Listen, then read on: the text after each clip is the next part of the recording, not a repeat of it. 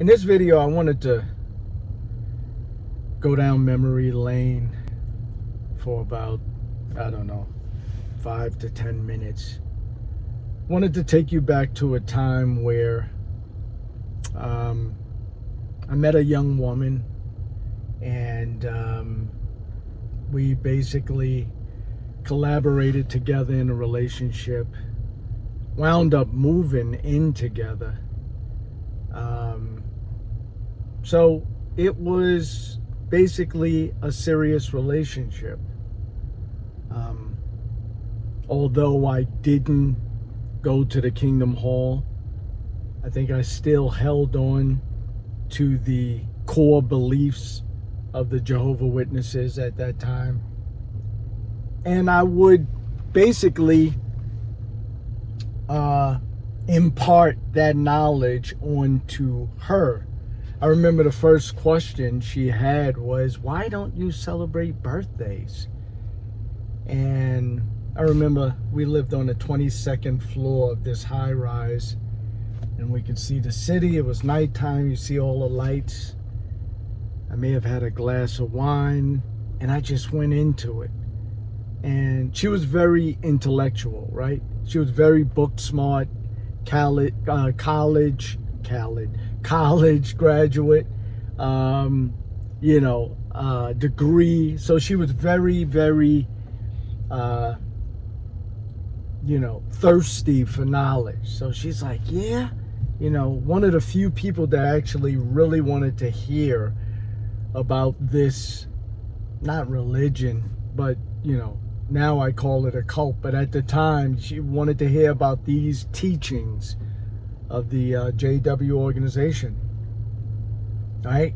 And finally, I got somebody that actually wanted to hear what I had to say, and she was captivated, right? She was captivated. Now, just giving a little backdrop on who she is or was, you wouldn't know it on the surface. Had a very good job at Macy's. I forget what she did, but she was hired in just like an average salesperson. And, Macy's, New York City. And, so she seemingly had it all together, right? And she did from that aspect, as far as, I guess, materialistic aspect or, intellectual aspect, and, but emotionally, I guess spiritually, she was missing some things. She was missing, she never really felt loved. I soon found out that she didn't have a great relationship with her mother, didn't really know her father. That was another story, because she found him with my help, and didn't turn out the way she wanted it to turn out. So she was searching. She was searching for love, And she's, and you know what? And this is not to say anything bad, because I think she's, I haven't spoken or seen her in many years, but she is a wonderful, wonderful person, which is why she took so aggressively to the JW teachings, because it was about love. It was about God really taking care of you as a father figure. Even if you didn't have a father or a mother in your life, God would take care of that. And so she went to the Kingdom Hall a couple of times, and that was it. She was off to the races. I'm talking about gun-ho, right? So I knew what was going to happen. I was young but intelligent. I could put the pieces together. I don't think it was my first rodeo when it came to that. So I was like, I see where this is heading.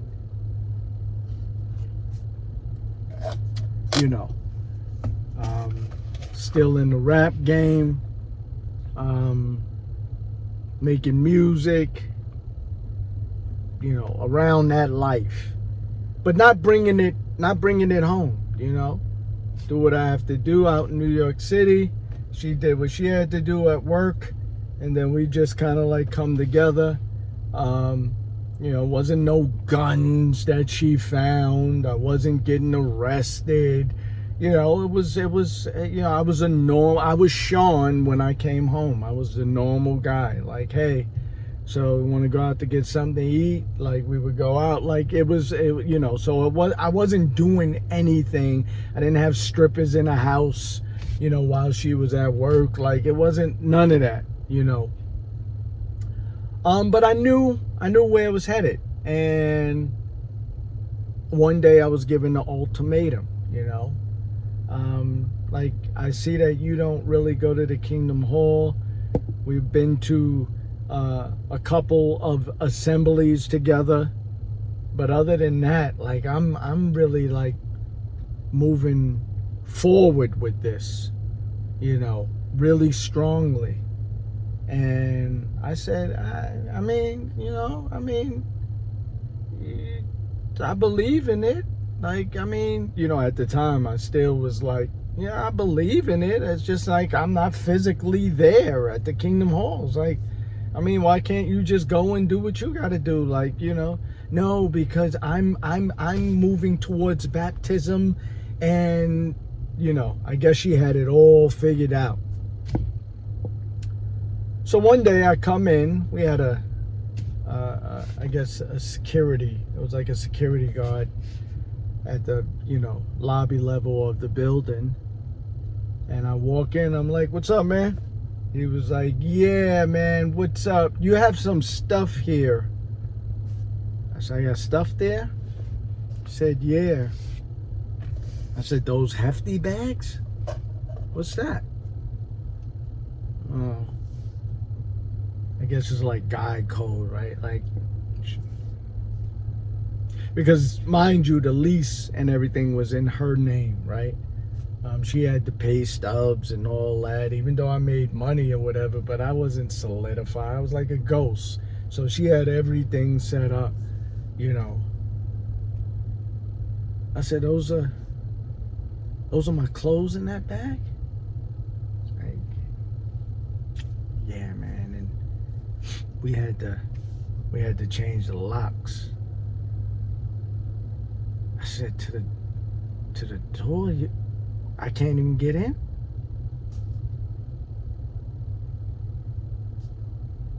So, obviously, I spoke to her, and she was very emotional, crying. We lived two different lives, and, and I wanted to say, but I'm the one that got you in, like, but that wouldn't have made sense. Like, so what? That was my fault, right?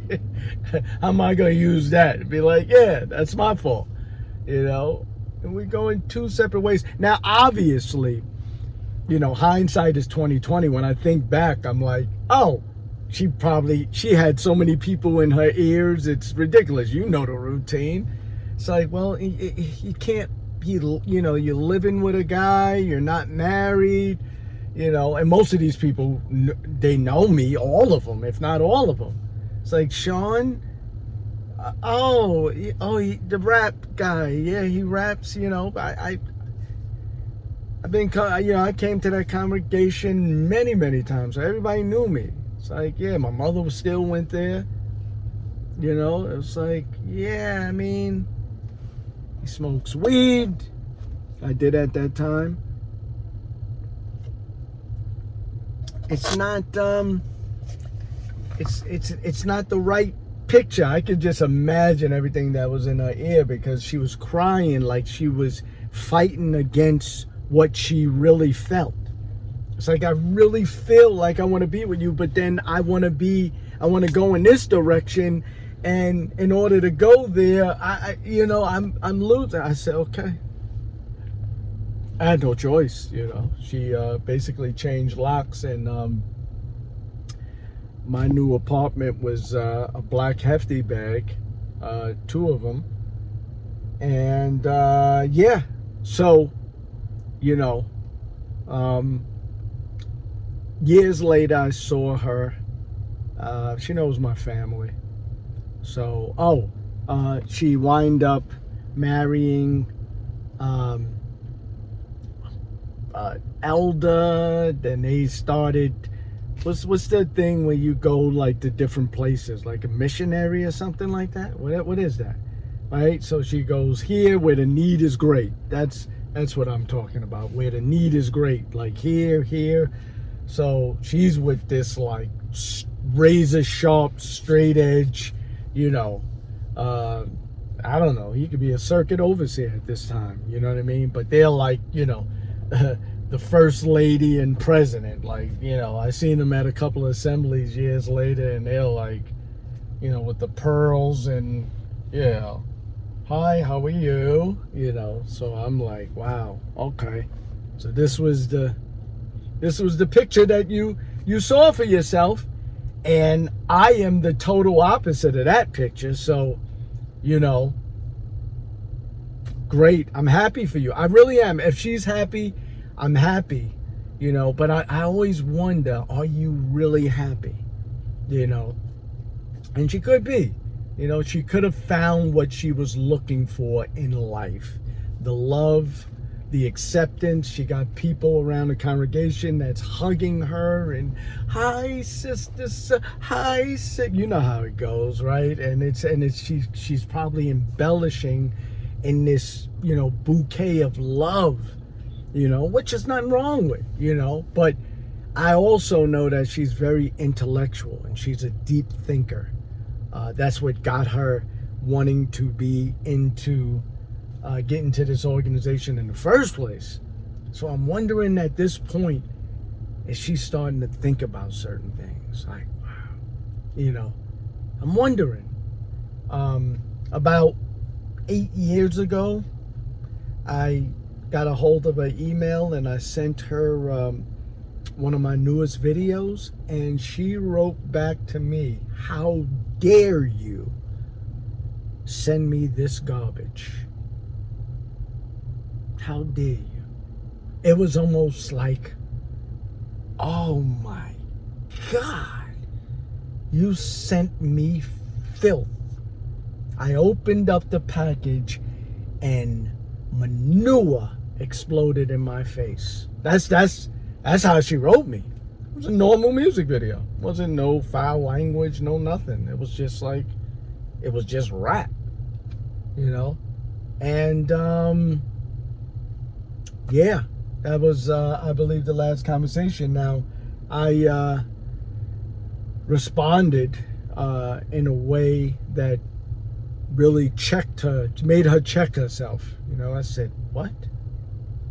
You are acting like you are beyond this?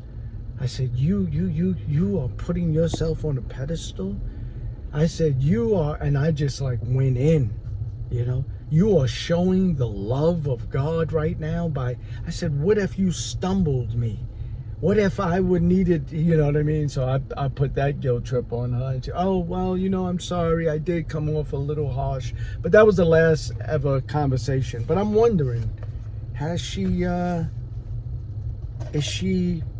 going to wake up at some point? Is she,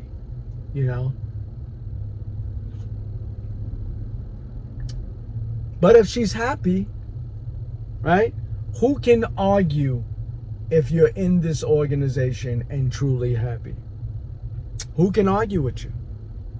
Right? You can give all the semantics you want. It's just the wrong this, the wrong that. But if somebody says, hey, man, from where I came from, I'm happy. You can't argue with it. So, just be thankful that you woke up, that I woke up, that we live a happy and sufficient life without this organization and still have God in our lives, right? What more can you ask for? Well, I can ask for something else. That's the destruction of the JW organization. But, besides that, just a little story of my life. I'll end it on that note. And on this note, y'all know what I always ask you to do, right? Let's just think. Put my glasses on today because I wanted to really emphasize the think factor. Makes me look smart, right? Have a blessed day. Love.